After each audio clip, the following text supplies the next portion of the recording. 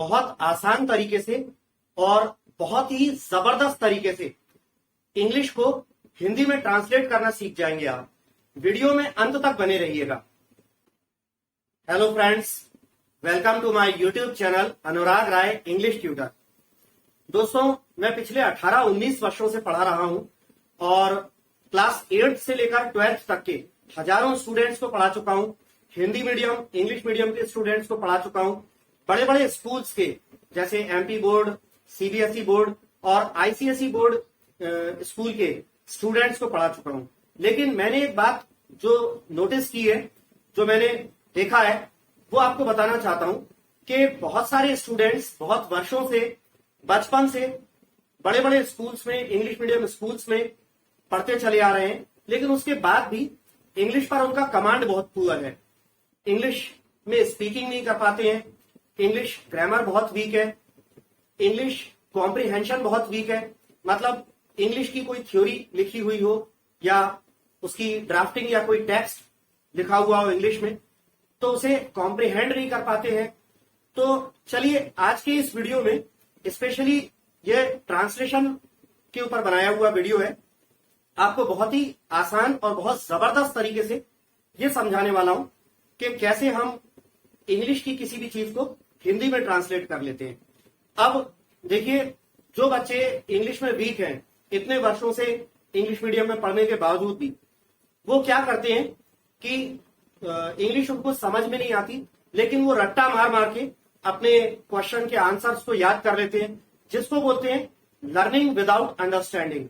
बिना समझे रट्टा मारकर याद कर लेना, पढ़ लेना। तो लर्निंग विदाउट अंडरस्टैंडिंग ये कर रहे हैं हजारों स्टूडेंट्स, और मैंने ये बात पर्सनली पिछले 18-19 वर्षों में देखी है। तो चलिए आज के इस वीडियो में मैं आपको बताने वाला हूं कि हम इंग्लिश को हिंदी में कैसे ट्रांसलेट करेंगे, जिससे बच्चे जो हैं अपने जो भी उनकी इंग्लिश की टेक्स्ट बुक्स हैं, साइंस की हो, चाहे इंग्लिश की हो या सोशल स्टडीज की हो, उनको वो कम से कम कॉम्प्रीहेंड तो कर पाए, इंग्लिश में जो लिखा है उसको हिंदी में समझ तो पाए। तो देखिए, ट्रांसलेशन जो है, आपको ये मालूम होना चाहिए कि हिंदी और इंग्लिश के ट्रांसलेशन में दोनों भाषाओं का अपना अपना अलग अलग स्ट्रक्चर है। हिंदी का अपना स्ट्रक्चर है, इंग्लिश का अपना अलग स्ट्रक्चर है। तो इंग्लिश का जो ट्रांसलेशन जो है वो पीछे की तरफ से उल्टा चलता है। जैसे उदाहरण के लिए मैं अगर एक छोटा सा सेंटेंस आपसे बोलूं, हिंदी में बोलूं दरवाजा खोलो, तो आप इसे क्या बोलेंगे? तो आप बोलेंगे ओपन द डोर। ठीक, दरवाजा खोलो, इंग्लिश में ओपन द डोर। तो ये ट्रांसलेशन उल्टा हुआ। हिंदी में तो दरवाजा पहले, दरवाजा खोलो, तो हमने फिर इंग्लिश में दरवाजा क्यों नहीं बोला? The door open, the door open क्यों नहीं बोला? ये तो कोई सेंटेंस नहीं होता। तो इंग्लिश का ट्रांसलेशन जो है वो उल्टा होता है।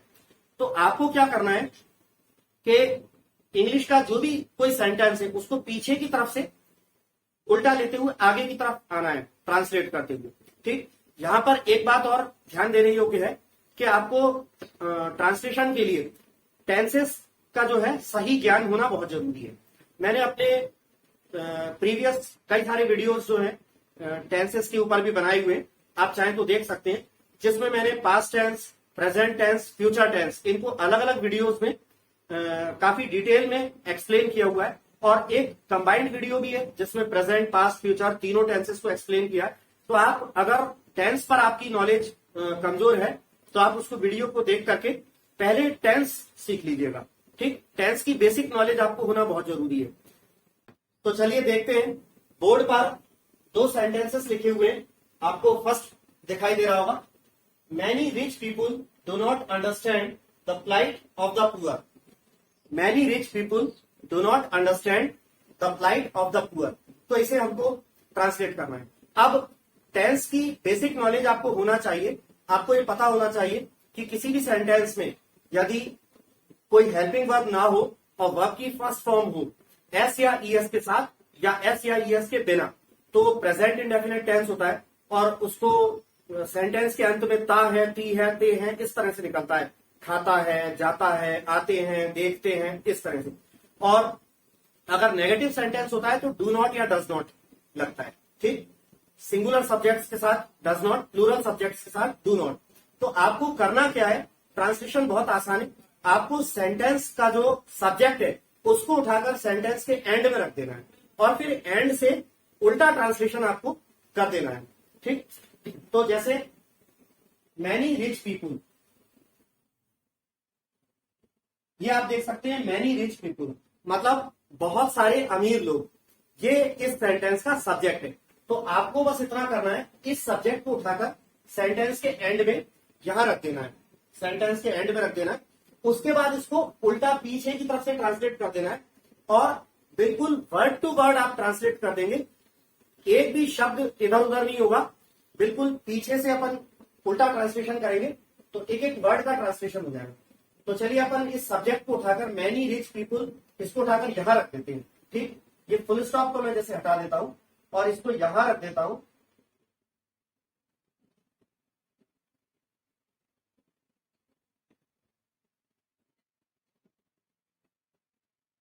Many rich people, full stop को चलिए मैं लगे रहने देता हूं। आपको बस इतना ही करना है, ये सब्जेक्ट उठाकर आपने पीछे रख दिया। अब आप पीछे की तरफ से इसको उल्टा ट्रांसलेट कर दीजिए। सबसे पहले ये हमारा सब्जेक्ट है मैनी रिच पीपुल, इसका मतलब है बहुत सारे अमीर लोग। ठीक, तो अब पीछे से हम उल्टा जाते हुए आगे की तरफ जाएंगे और हिंदी में सीधा सीधा लिख देंगे इनको। मैनी रिच पीपुल का मतलब क्या होता है, बहुत सारे अमीर लोग। तो इसको यहां से अभी लिखते हैं, बहुत सारे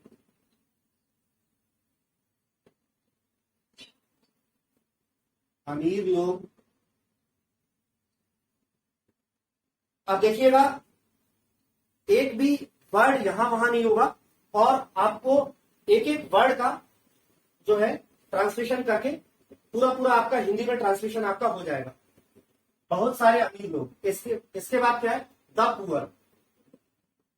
द पुअर अकेले एडजेक्टिव के पहले आर्टिकल द लगे होने का मतलब होता है प्लूरल नाउन। तो द पुअर का मतलब है गरीब लोग या गरीबों।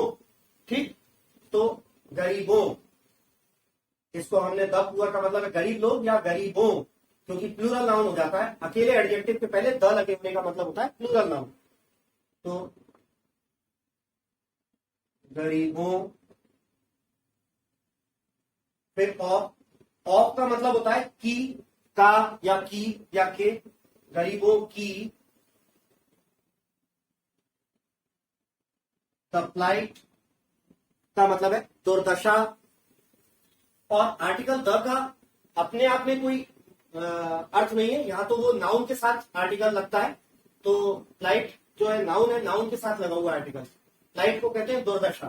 तो दुर्दशा,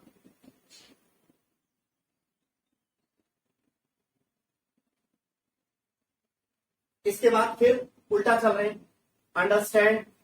अंडरस्टैंड यानी समझते। चूंकि आप देख रहे हैं इसमें डू नॉट लगा है, डू नॉट या does not present indefinite tense में आता है और फिर क्रिया का अर्थ ता है ती है बनता है। ठीक है, डू नॉट अंडरस्टैंड का मतलब है नहीं समझते हैं, दुर्दशा। अब अंडरस्टैंड को हम ट्रांसलेट कर देंगे समझते। डू नॉट नहीं है।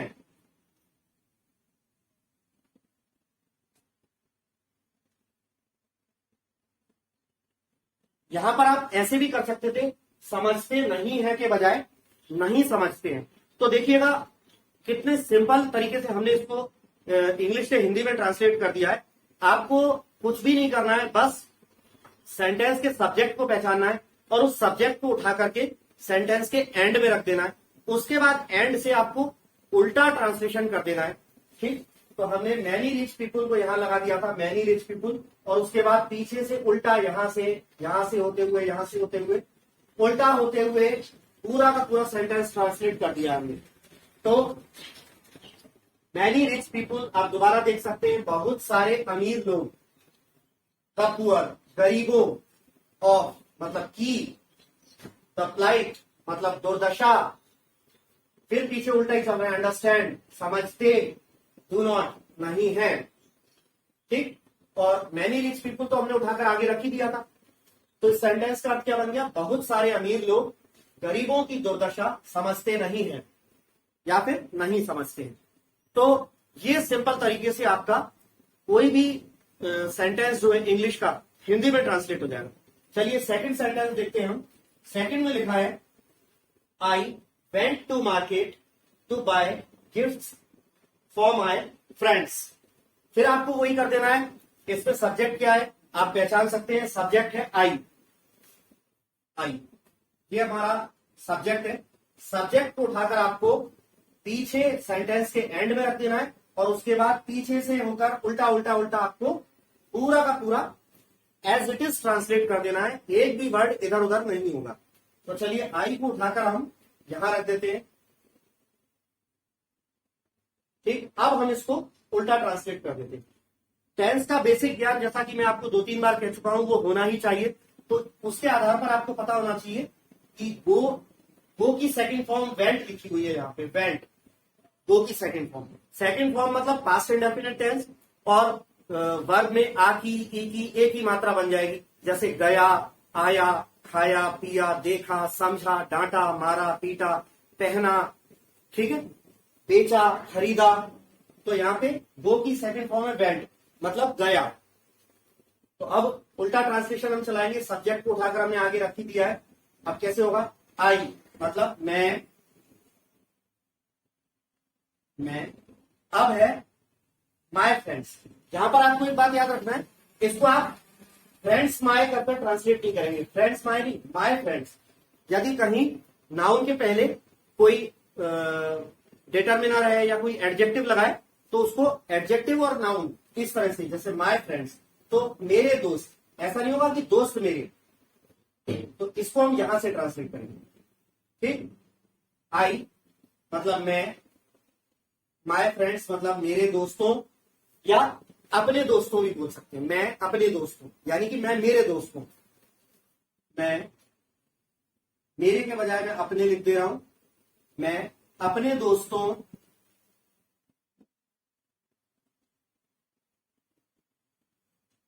फिर देखिए फॉर का मतलब होता है के लिए। बिल्कुल पीछे से उल्टा उल्टा ट्रांसलेशन चला आ रहा है। फॉर का मतलब है के लिए। फिर उल्टा यहां पर आ गए गिफ्ट्स यानी तोहफे।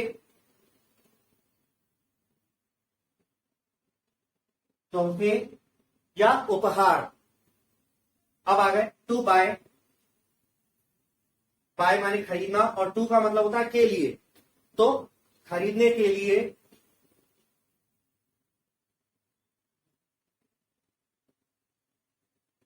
खरीदने के लिए। ठीक, टू बाय का मतलब है खरीदने के लिए। बाय माने खरीदने, टू माने के लिए। मार्केट यानी बाजार।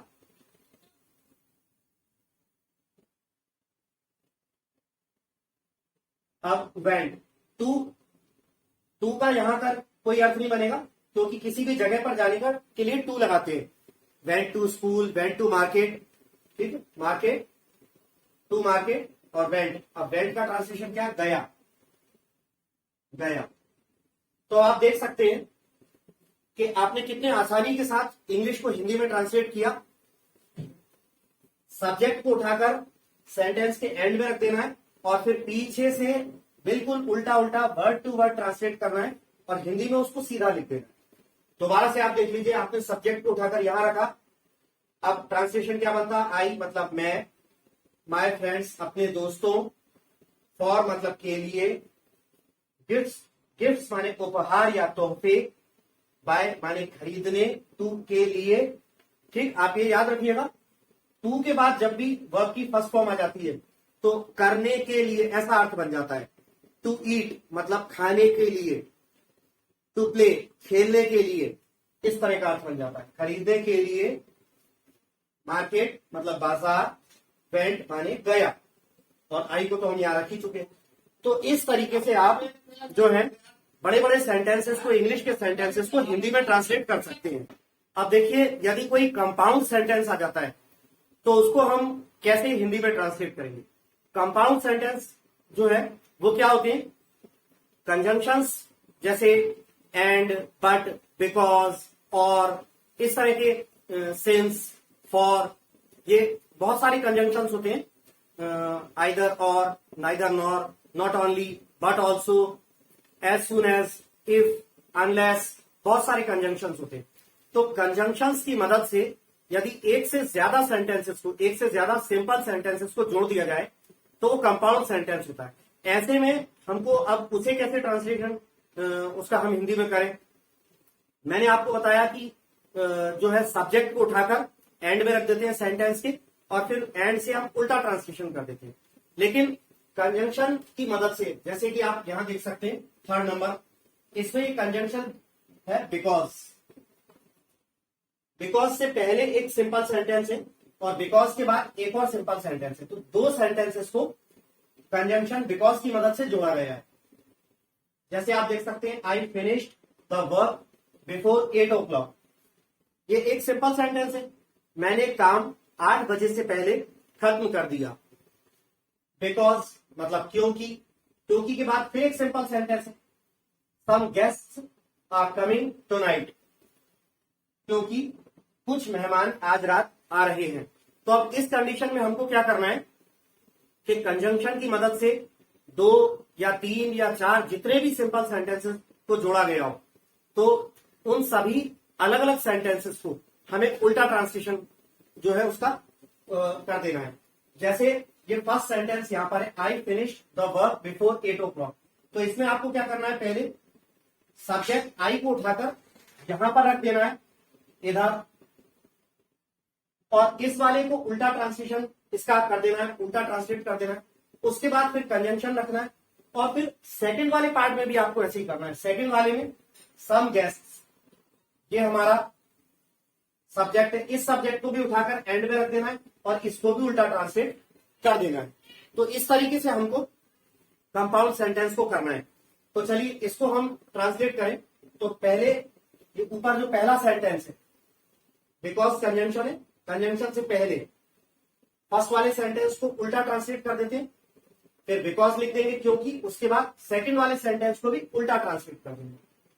तो मैंने ये आई को, ये सपोज कीजिए मैंने यहां से कट कर दिया और आई को उठाकर यहां रख दिया है एंड में। अब इसको यहां से ट्रांसलेट कर देते हैं, आई मतलब मैंने,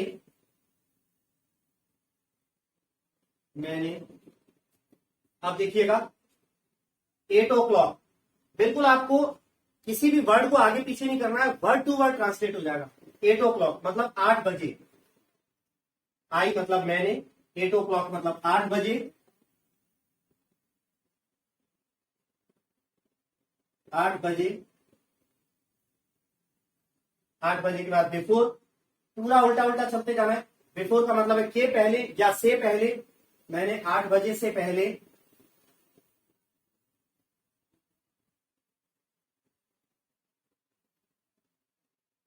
द वर्क मतलब काम, अकेला काम लिख सकते हैं या प्रेपोजिशन, हिंदी की प्रेपोजिशन को लगा सकते हैं काम को, ठीक। फिनिश्ड, टेंस पता होना चाहिए, फिनिश में ईडी लगाए, वर्ब की सेकंड फॉर्म मतलब पास्ट इंडेफिनिट टेंस, मतलब वर्ब में आ की मात्रा आएगी। फिनिश्ड खत्म कर दिया, मैंने 8 बजे से पहले काम खत्म कर दिया।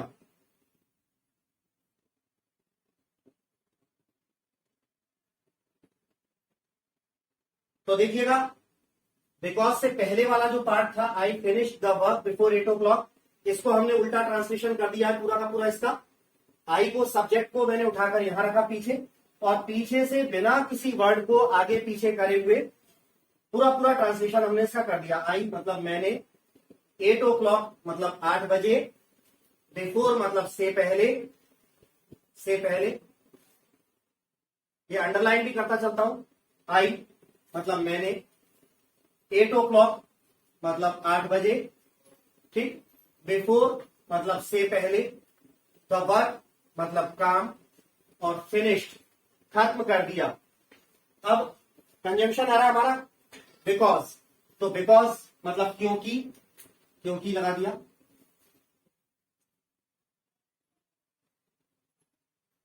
बिकॉज क्योंकि। अब बिकॉज के बाद जो दूसरा पार्ट है, दूसरे पार्ट में भी आपको वही करना है, सब्जेक्ट को उठाकर पीछे रख देना है और पीछे से उल्टा उल्टा ट्रांसलेशन कर देना है। तो सम गेस्ट्स को आप मान लीजिए कि हम यहां रख देते हैं, टुनाइट के बाद आ जाएगा सम गेस्ट। अब यहां से उल्टा उल्टा ट्रांसलेशन कर देते हैं। सम गेस्ट का मतलब है कुछ मेहमान, कुछ मेहमान, सम गेस्ट्स, उसके बाद है टुनाइट मतलब आज रात,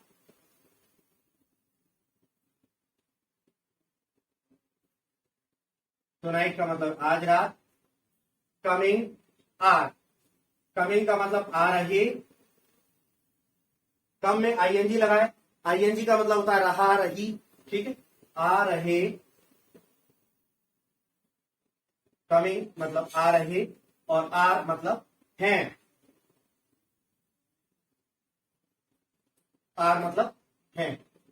तो इस तरीके से अगर कोई कंपाउंड सेंटेंस आ जाए कंजंक्शन की मदद से, एक से ज्यादा सेंटेंस जुड़े, तो आपको उसमें भी ऐसा ही करना है। पहला सेंटेंस जो है पहला सिंपल सेंटेंस, उसको वैसे ही करना है, सब्जेक्ट को उठाकर एंड में रखना है और पीछे से उल्टा ट्रांसलेशन कर देना है। वो एक टुकड़ा बना दीजिए, उसके बाद कंजंक्शन की हिंदी लिख दीजिए, फिर जो दूसरा टुकड़ा जुड़ा हुआ है उसमें भी आपको वही करना है। तो हमने ऐसे ही किया है, I finished the work before 8 o'clock।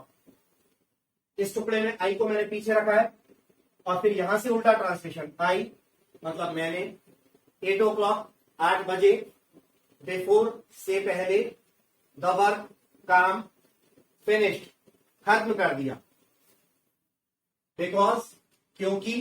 इसके बाद फिर सेकंड वाले टुकड़े में भी वही करा, सब्जेक्ट को उठाकर पीछे रख दिया, पीछे से उल्टा ट्रांसलेशन करना है, हिंदी में सीधे लिख देना है। सम गेस्ट्स यहां लिख दिया, सम गेस्ट्स मतलब कुछ मेहमान, टुनाइट मतलब आज रात, कमिंग माने आ रहे, आर माने हैं। मैंने 8 बजे से पहले काम खत्म कर दिया क्योंकि कुछ मेहमान आज रात आ रहे हैं। तो देखा आपने कितने सिंपल और कितने जबरदस्त तरीके से आप इंग्लिश से हिंदी में जो है ट्रांसलेट कर पाएंगे और अपनी बुक्स में लिखे हुए पैराग्राफ्स को, थ्योरीज को, टेक्स्ट को आसानी से समझ पाएंगे। ठीक है स्टूडेंट्स, तो अब इसके बाद मैं आपसे टाइम टाइम पर मिलता रहूंगा।